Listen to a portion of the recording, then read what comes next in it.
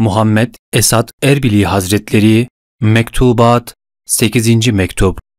Fen ve teknik ilerlemeyi takip etmeliyiz. Herkesçe bilinip kabul edildiği gibi insanoğlunu cehalet ve sefalet çukurundan saadet ve selamet zirvesine yüceltmek için biricik vasıtanın ilim ve irfan olduğu şüphe götürmez bir gerçektir. Binaen aleyh. İlim talep etmek kadın ve erkek her mümine farzdır. Hadisi şerifi varit olmuştur.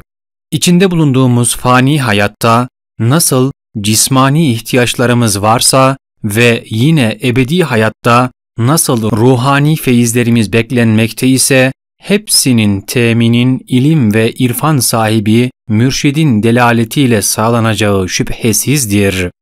Dünyanın nizam ve intizamı ile ahiretin kazanılması için lazım gelen çalışma ve gayretin kafi bir derecede bulunmasının İslam'ın güzel ve hoş kabul ettiği şeylerden olduğunu ifade için hiç ölmeyecekmiş gibi dünya, yarın ölecekmiş gibi ahiret için çalış buyurulmuştur. Şu kadar var ki en önemli olana tercih, kaidesine riayet eden ve istikbali garanti etme meselesini gerekli gören ehli iman sınırlı ve pek kısa olan ihireti hayata hizmetten daha çok ölümden sonraki ebedi hayata hizmeti kendileri için mecburi görmüşlerdir. Dünyayı arzu eden ilim tahsil etsin, ahireti isteyen ilim tahsil etsin. İkisine de talip olan ilim tahsil etsin. Mealinde bir hadisi şerif vardır. Şunu da ilave edeyim ki, nefis, ilk devirlerinde yeni doğmuş bir çocuk hükmünde olup, terbiye ile islah ve ifsada kabiliyetli bulunduğundan, bir alim ve hakimin terbiyesi altına girmeye muvaffak olursa, ilim ve fen öğrenerek, zatını ve sıfatlarını süsleyerek, hem kendini dünya ve ahiret sefaletinden kurtarır, hem de İyilik ve takva üzerine yardımlaşınız ayeti celilesine tabi olarak birçoklarının istifadelerine vesile olur. Allah muhafaza buyursun. Din ve diyanet şerefinden mahrum, maddi ve manevi duygularını 5-10 gün kabiliğinde bulunan dünya saadetine, hasreten bir yolunu şaşırmışın terbiyesine tesadüf ederse, aksine hem sapıtır ve hem de saptırır gider. Hal böyleyken, İslami gazetelerden birinde tarafımdan da görülen bazı fıkralara tesadüf olunuyor ki, bunlar işin hakikatına vasıf olmayan, ümmetin bir takım gençlerinin ve milletin yeni nesillerinin İslami itikatlarını ve mezhep anlayışlarını tarumar etmeye kafidir. Mesela biri, bizde esasen asrın ihtiyaçlarıyla terakkiye uygun bir tahsil ilmi var mı? Ne gezer? Bir diğeri, Frankler daha 19-20 yaşına girince gerçekten zeki iseler adeta birer allame olurlar. Bir diğeri daha, Radlo gibi dahiler adeta daha gençlik yıllarında icatçı ve bulucu bir dahi oldular. Biri daha, hiç bizden bu çeşit müsbet ve gerçek ilimlerde tecrübe görmüş allameler, ilmi cihana kabul ettiren allameler yetişti mi, işittiniz mi? diyor. Bu ifadeler kinaye yolu ile değil, açıkça İslam milletinin beşeri olgunluklarından, ilmi ve tatbiki meziyetlerinden nasipsiz olduklarını itiraf eylemek demektir. Aslında Franklerin muasır teknik gelişmelerine, geçim ve kazanç yollarını kolaylaştırmaya hadim olacak fenni buluş ve tecrübelerine bir diyeceğimiz yoktur.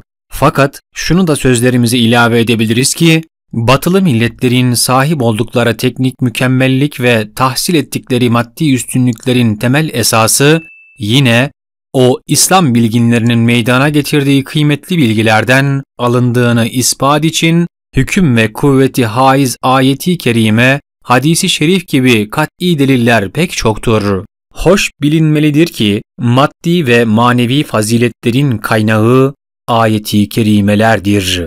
Memleketin ve milletin, medeniyetinin biricik muallimleri yine ayeti kerimelerdir. Hem de öyle ayetler ki, Yalnızca Allah nezdinden nazil olduğu bugün Fransa'da tazim ve tebcil ile yad olunan alimlerin de itirafı ile ispat edilmiştir. Tarih sayfalarında açıklandığı gibi cahiliye devirlerinin birbirleri hakkındaki vahşi tecavüzleri insani duygulardan yerle gök arası kadar uzak olan rezilane davranışları meşhur ve herkesçe kabul edilmekteyken İslam nurlarıyla nurlanınca karşılıklı sevgileriyle tanınmalarıyla yüksek meziyetlerle mevsuf olmalarına sebep Kur'an ayetleri olmadı da ne oldu? Zeka ve cesaret timsali onlar, fazilet deryasının dalgaları onlar, hikmetli bir yaşayışı ve adaletin sırlarını kendilerinden sonra gelen nesillere talim edenler yine onlar oldu. Değersiz amellerden, basit fikirlerden tamamıyla geçtiler. Yücelik semasına yükselerek insani olgunluklara erdiler. Fikir cihetinden meleklerin önüne geçtiler. Himmet cihetinden de Kisralardan üstün olduklarını şan ve şerefleriyle gösterdiler.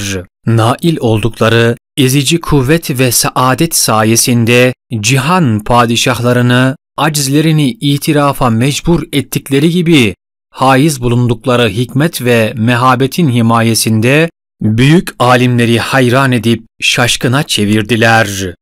Yani Hak Teâlâ Hazretlerinin emir ve nehilerine tam teslimiyet sayesinde başarının her noktasına ulaştılar.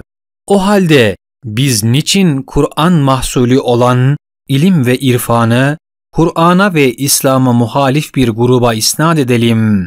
Apaçık feyizlerimizin öğretme hakkını Radlo'ya, Kirko'ya neden verelim? Binaenaleyh, şerefi İslam ile müşerref ve iman nuruyla aydınlanan ve bilhassa hakikatleri bilenlerin arasında seçkin bir mevki icra etmeyi ümit eden Müslüman yazarlardan beklenen birinci vazife, dinin icapları ile dünyanın gerektirdiklerini tefrik ederek hem cinslerinin evlatlarına mezhep farkı gözetmeksizin ebedi saadeti sağlayacak sebeplerin temini ve özellikle itikat ve amellere dair muteber kitapların öğrenilip okunması hususundaki şevk ve neşelerini arttıracak sözleri esirgememektedir. İkinci derecede ise muhtelif yenilikler ve sayısız tekniklerle ilgili mevcut terakkileri öğrenmeye kabiliyeti olanların da batılı ülkelerde bulunan mekteplere müracaatlarını tavsiye etmektir. Yoksa günler ayları, aylar seneleri kovalayıp durdukça hürmete layık, faziletli kimselerin binlercesini yetiştirmiş olan o yüce irfan mektepleriyle, medreselerle, İmanımızın yüksek mertebeleriyle alay eden, özellikle karanlığın çirkefiyle ruhları kararmış bir grubu, ısrarla ilim ve irfan ile donatmayı kimlere layık görebiliriz? Bu konuda İslamiyeti ortadan kaldırmaya çalışan kimselerden başka kimi gösterebiliriz? Fetva verin de faydalanalım. Böyle bir makalenin neşri ve halkın gözleri önüne konulması ecnebi muharrirlerin birisinde görülse üzüntü bize sebep olamayacağı gibi itimada şayan da olamaz. Fakat Müslüman ediplerden kemal sahibi birisinin kaleminden ve dilinden bu tür şeyler sadır olursa doğrusu feryat ve haykırıştan gözler kırpılmaz. Nitekim Farsça bir beyitte "Ben ayardan ve yabancılardan asla incinmem. Bana ne yaptıysa o dost yaptı" denilmektedir.